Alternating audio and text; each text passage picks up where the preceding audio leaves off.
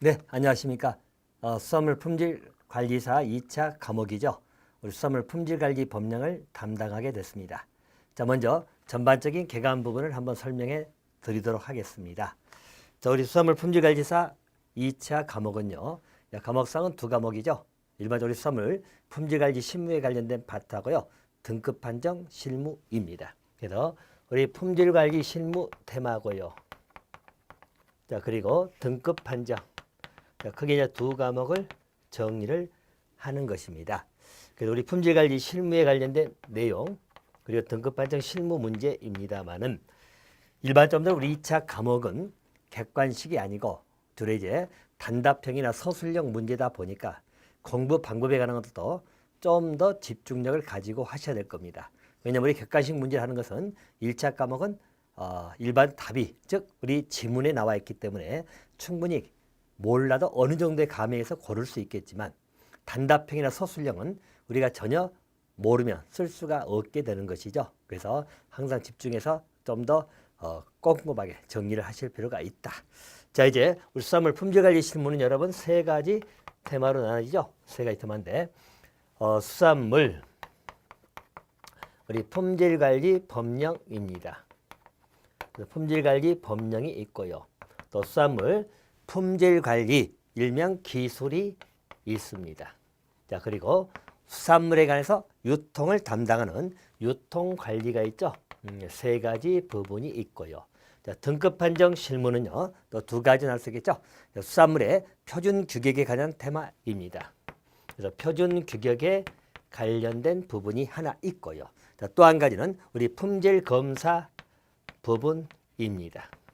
자, 그래서 세부적으로 나누면 이렇게 다섯 가지로 나눌 수 있는 게 우리 2차 시험입니다.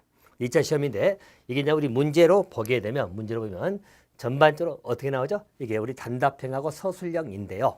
자, 단답형에 관한 문제는 20문항이 출제가 되고 있습니다. 그래서 단답형이 20문항이고요. 자, 서술형에 관한 문이 10문항이 출제가 됩니다. 그래서 우리 등급 판정 실무에 관련된 것, 또 품질관 실무에 가지고 이렇게 총해서 30문항이 출제가 되고 있고요. 자, 30문항이지만 일반 우리 시험 보는 시간은 100분을 주고 있죠. 100분을 주고 있고요. 합격하기 위해서는 60점 이상이 나와야 되겠죠. 60점 이상이 나와야지 합격한다고 생각하시면 돼요. 단답형에 관한 문제는 우리가 보통 가로넣기도 있고요. 짧은 게 있고요. 자, 문제는 서술형이죠. 서술형은 여러분 말 그대로 우리가 품질 인증에 관해서 인증기관에 지정 취소를 한다면 지정 취소를 해야 되는 사유를 서술하시오라고 한다면 예를 들어서 세 가지를 써야 된다가 그러면 세 가지 쓴다면 그것을 서술해야 될 파트가 이 서술형 문제입니다. 그래서 이건 암기가 정확히 안 돼 있거나 또는 우리가 많은 훈련하지 않으면 쓰기가 좀 까다로울 수는 있어요. 이렇게 보시면 되겠고. 자, 그중에서 이제 제가 삼아서 수산물 품질관리 법령을 정리할 건데요. 우리 품질관리 법령에 관한 테마는요. 자, 법으로 따지면 두 가지 법을 보는 겁니다. 두 가지. 그래서 우리 수산물 품질관리법이죠. 농산물 품질관리법인데 줄여서 수산물 품질관리법입니다. 일명 수품법이라고 하겠습니다. 수품에 관한 것을 하나 정리할 것이고요. 자, 또 한 가지는 원산지 표시에 관한 법이죠. 그래서 수산물 원산지 표시에 관한 법입니다. 줄여서 제가 원산지법이라고 하겠습니다. 그래서 수산물 품질관리 법령은 결국 두 개의 법을 공부하는 것입니다. 그래서 수산물 품질관리법 그리고 원산지법입니다. 물론 가장 중요한 건 수품법이죠. 수산물 품질관리법이 중심이 될 것이고 물론 이제 원산지법도 한 번씩 물어보긴 합니다만 내용 자체는 수산물 품질관리법이 거의 한 90%를 차지한다 해도 과언이 아닙니다. 자, 우리 시험 자체 지금까지 1회, 2회 시험 봤었죠. 1회, 2회 시험을 가지고 본다면 이쪽에 우리 품질관리 법령에서 나오는 비중에 관한 것을 한번 살펴드리면 일반 우리 전체에서 단답형 20문제 그리고 서술형 10문제가 출제되지만 우리 법령에 관한 테마는요. 1회, 2회를 놓고 보면 자, 이 단답형이 세 문항이 출제가 됐습니다. 그렇죠? 그래서 세 문항이 그래서 농품법, 즉 우리 수품법에 관한 파트 그리고 원산지법인데 단답형은 세 문항씩 1회 때도 세 문장, 2회 때도 세 문항이 출제가 됐어요. 자, 대신 서술형에 관한 테마입니다. 자, 서술형 테마가 1회 때는 좀 많이 출제됐죠. 그래서 1회 때는 세 문제, 우리 정밀검사가 대상까지 포함시켜보면 네 문제로 볼 수가 있습니다. 자, 그런데 2회 때는 또 두 문항이 출제가 됐어요. 자, 그래서 서술형에 관한 파트는 뭐 좀 더 우리가 예상컨대, 자, 두 개에서 세 개 문제 정도 잡으시면 되겠습니다. 그래서 일반적으로 수분법에 관한 것, 원산지법 이런 데서 단답형 문제가 지금까지 출제된 걸로는 1회, 2회를 놓고 우리가 정리하는 것이에요. 그러면 단답형은 세 문항이 출제가 됐다.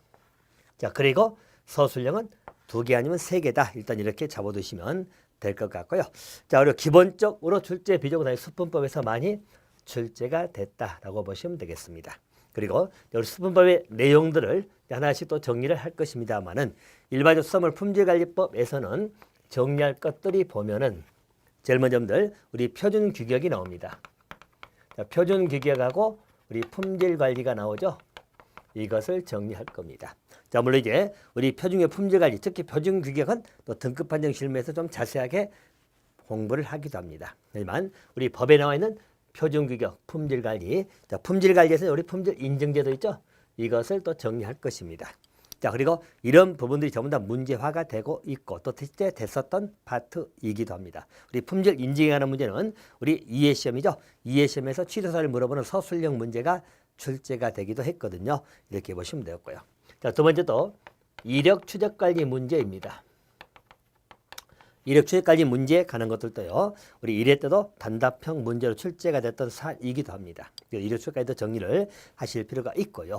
자, 또 세 번째는 유전자 변형 수산물이죠. 자, 유전자 변형 수산물의 표시에 관련된 문제이지요. 유전자 변형 파트도 정리를 좀 해두시면 될 것 같고요.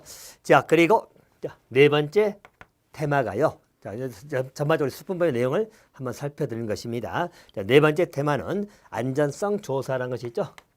안전성 조사 테마이고요. 자, 다섯 번째는 우리 지정 해역에 관련된 테마입니다. 지정에 관련된 테마들 이것을 정리할 것이겠죠. 자, 그리고 또 우리 여섯 번째 테마는 검사 그리고 검정에 관련된 테마입니다. 물론 검사 파트는 재검사도 있지만 검사, 검정 이렇게 보시면 되겠다. 자, 그것이 일반적으로 우리 수분법의 내용입니다. 자, 거기에 대한 원산지 표시가 하나 추가된다고 생각하시면 될 것입니다. 자, 그러면 일반적으로 출제 비중은 각 부분에서 모두가 출제가 됐기 때문에 어느 부분이 잘 나오고 안 나오고 말할 수 있는 건 아니죠. 특히 우리 지정액에 관련된 테마 같은 경우는요. 우리 1회 때나 2회 때 전부 다 단답형 문제로 출제가 됐던 파트이기도 합니다. 이렇게 봐두시면 되겠고, 아울러서 우리 지리적 표시에 관련된 문제 있죠? 역시 이것도 중요하게 다룰 사안 중 한 가지입니다. 그래서 전부 다 정리를 하실 파트다. 자, 이렇게 보시면 돼요. 자, 그래서 이런 부분에서 우리는 공부를 해야 되는데 일단 공부의 방향이나 방법을 잠깐 살펴드리면 어차피는 이제 법령이기 때문에 법의 내용을 공부하는 겁니다. 그래서 법률 내용도 공부해야 될 것이고 또 법률보다 하위 규범인 명령, 시행령이나 시행규칙 내용을 정리를 해야 될 겁니다. 그러면 볼 때 저랑 같이 보면서 항상 출제될 수 있는 포인트를 가지면서 하나씩 책을 읽어가시면 됩니다. 그래서 이건 이렇게 묶어서 나올 수도 있고 또 이것은 이렇게 가로쳐가지고 물어볼 수도 있고 그런 것도 있기 때문에 그걸 대비하면서 자꾸 꼼꼼하게 보셔야 될 것이고 또 중요한 것은 여러분이 같이 보면서 혼자 써보는 연습 이것도 중요합니다. 객관식은 그냥 우리가 풀어도 되겠지만 이런 단답 서술형에 관한 것은 여러분이 써보는 것 특히 서술형은 여러분이 써보는 연습을 자꾸 하시면 되겠고 또 써볼 때 지문들이 굉장히 긴 거 있죠. 막 3가지, 4가지 써야 되는데 이걸 한 자도 안 빼고 외우기가 좀 어렵다면 최소한도 이런 공부할 때는 이렇게 단어 중심으로 체킹하시고 나머지 접속어라 이런 것은 여러분이 어느 정도의 맥락을 가지고 연결시키는 그래서 뭐 4가지 것을 우리가 서술한다 할 때 이런 식으로 암기를 하시라는 이야기죠. 그래서 이런 것들을 암기가지고 혼자 자꾸 써보는 연습 이게 중요하게 여러분이 대비할 사안들입니다. 자, 그래서 일단 우리 전체 2차 시험에 관한 것 또 우리 법령에 관한 것은 이렇게 구성된 것을 한번 살펴드렸습니다. 그래서 같이 공부해 가시면서 충분하게 대비해 가면 좋은 결과가 있을 거라고 생각이 됩니다. 자, 여기서 마치겠습니다. 감사합니다.